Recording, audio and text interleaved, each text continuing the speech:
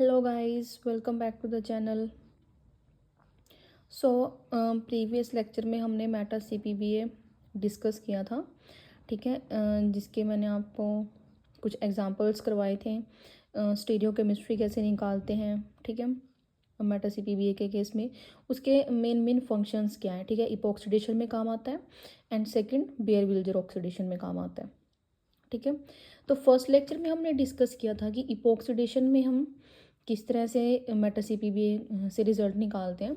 सो आज हम उसका सेकंड फंक्शन डिस्कस करेंगे, बेयर विल्जर ऑक्सीडेशन, कि मेटा सीपीबीए जो है बेयर विल्जर ऑक्सीडेशन में हम उसको कैसे यूज़ करते हैं। ठीक है, अब देखो, अब हम ये कैसे डिसाइड करेंगे कि यहाँ पे इपॉक्सीडेशन होगी या कोई भी एग्जांपल जैसे हमारे पास है, ठीक है, कि इसमें इपॉक्सीडेशन होगी या फिर बेयर विल्जर ऑक्सीडेशन होगा। तो ये चीज़ कैसे हम डिटरमाइन करेंगे, तो वो चीज़ देख लेते हैं। अगर डबल बॉन्ड डाई सब्स्टिट्यूटेड है, ठीक है, मतलब not more electronically reach, then Baeyer Villiger oxidation होगी। ठीक है, जैसे ये डबल बॉन्ड है, ये एक तो डाई सब्स्टिट्यूटेड है, ठीक है, ज़्यादा इलेक्ट्रॉनिकली रीच नहीं है, तो यहाँ पे क्या होगा, हम बेयर विल्जर ऑक्सीडेशन प्रेफर करेंगे। बट अगर सेम चीज़, मतलब अगर डबल बॉन्ड जो है, सपोज यहाँ पे कोई आर ग्रुप भी लगा हो, ठीक है, मतलब सब्स्टिट्यूटेड डबल बॉन्ड है, ठीक है, इलेक्ट्रॉनिकली रिच डबल बॉन्ड है, देन वहाँ पे हम इपॉक्सीडेशन जो है प्रेफर करते हैं। ठीक है, सो यहाँ पे बेयर विल्जर ऑक्सीडेशन होगी मेटा सीपीबी जब हम यूज़ करेंगे, तो यहाँ पे क्या आएगा, ऑक्सीजन इंट्रोड्यूस हो जाएगा। ठीक है, अच्छा, हम दोनों साइड या तो यहाँ पे कर सकते हैं ऑक्सीडेशन या यहाँ पे कर सकते हैं। ठीक है, तो हमने दोनों तरफ करके देखा। तो जब हमने देखा कि यहाँ पे जब हम ऑक्सीडेशन करते हैं तो यहाँ पे टर्शरी कार्बन है, टर्शरी कार्बोकैटायन है, वेरेज जब इधर पे ऑक्सीडेशन होगी तो यहाँ पे क्या होगा, प्राइमरी कार्बोकैटायन बनेगा। ये चीज़ जब हम बेयर विल्जर ऑक्सीडेशन का फुल मैकेनिज्म डिस्कस करेंगे तब वहाँ पे हमारे पास आएगा कि कार्बोकैटायन कैसे बनता है मैकेनिज्म में। ठीक है, सो अभी के लिए सिर्फ इतना ही देखो कि जहाँ पे टर्शिक कार्बोकैटायन है तो वो ज़्यादा स्टेबल है, तो ये वाला जो प्रोडक्ट है हमारा ये ज़्यादा मोर प्रेफरेबल होगा ओवर प्राइमरी। ठीक है, सो बेयर विल्जर ऑक्सीडेशन में इस तरह से हम मेटा सीपीबीए को यूज़ करते हैं कि अगर if double bond disubstituted हैं, ज़्यादा इलेक्ट्रॉनिकली रीच नहीं है, तो वहाँ पे बेयर विल्जर ऑक्सीडेशन जो है उसको हम प्रेफर करेंगे।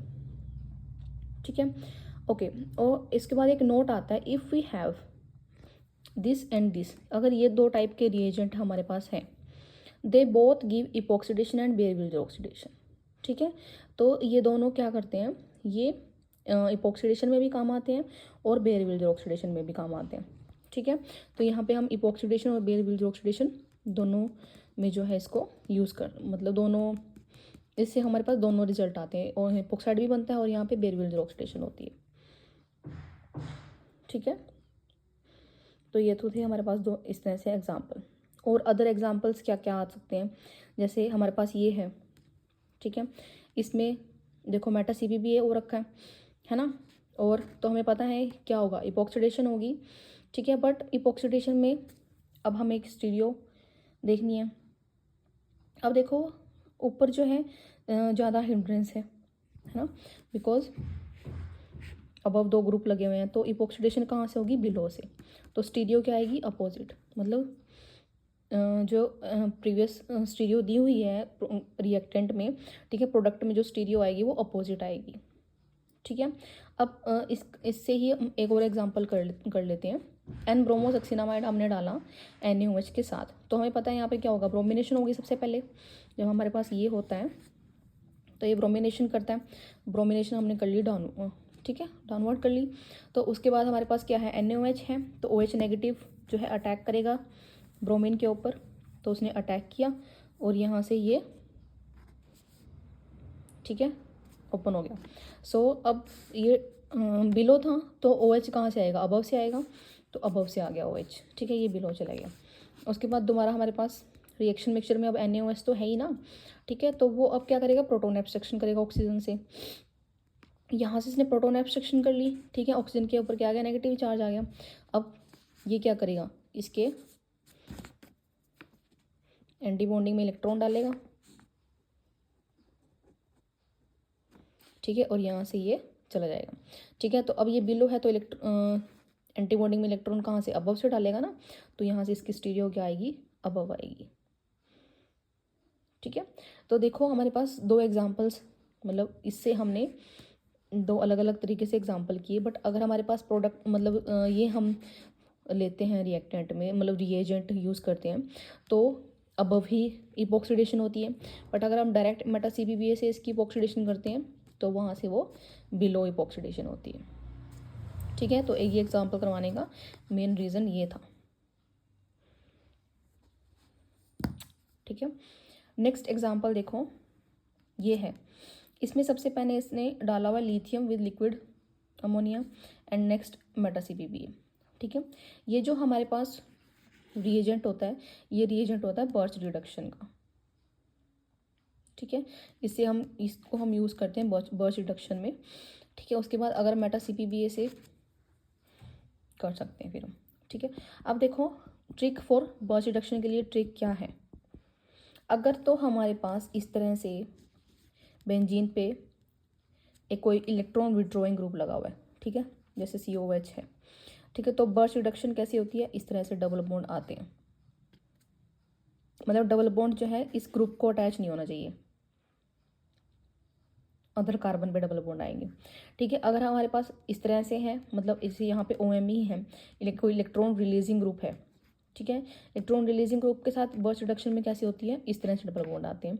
मतलब डबल बॉन्ड कहाँ पे आएगा, जहाँ पे हमारा पास ग्रुप अटैच है। ठीक है, तो ये जो बर्च रिडक्शन की एक ट्रिक है, ठीक है, जो हम अप्लाई करते हैं जब हम बर्च रिडक्शन यूज़ करते हैं। सो अभी देखो हमारे पास रिएक्टेंट में OMe दिया हुआ है और Me दिया हुआ है, दोनों जो है इलेक्ट्रॉन रिलीजिंग ग्रुप है। ठीक है, तो कहाँ पे आएगा डबल बॉन्ड, एक यहाँ पे आएगा, एक यहाँ पे आएगा, है ना। डबल बॉन्ड कहाँ पे आएंगे, दोनों जहाँ पे हमारे पास ये ग्रुप अटैच है।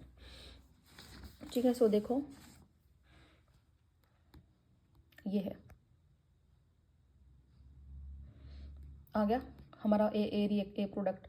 उसके बाद नेक्स्ट मेटा CPBA जब हम डालेंगे तो इधर इपॉक्सीडेशन होएगी, क्योंकि ये ज़्यादा मोर डोमिनेटिंग है, सो इपॉक्साइड इधर फॉर्म होगा। ठीक है, ये प्लस R ग्रुप लगाता है, ये प्लस I, तो रेजोनेटिंग ज़्यादा मोर डोमिनेटिंग होता है इंडक्टिव इफेक्ट से। ठीक है, तो इस वजह से एक साइड हमारे पास क्या होगी, इपॉक्सीडेशन होगी।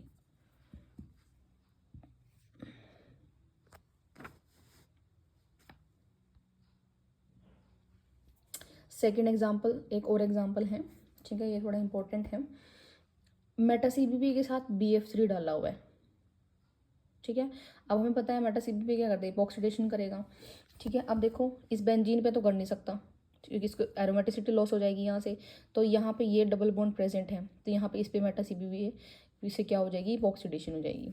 उसके बाद इसने क्या डाला हुआ है, BF3। इसमें BF3 क्या होता है, एक लुईस एसिड होता है, इसके पास वैकेंट p ऑर्बिटल होते हैं, तो ये इलेक्ट्रॉन को एक्सेप्ट कर सकता है। अब एक्सेप्ट कहाँ से करेगा, ऑक्सीजन से ही करेगा ना, तो यहाँ से ऑक्सीजन से आ गया BF3, ऑक्सीजन पे आ गया पॉजिटिव चार्ज, BF3 पे आ गया नेगेटिव चार्ज।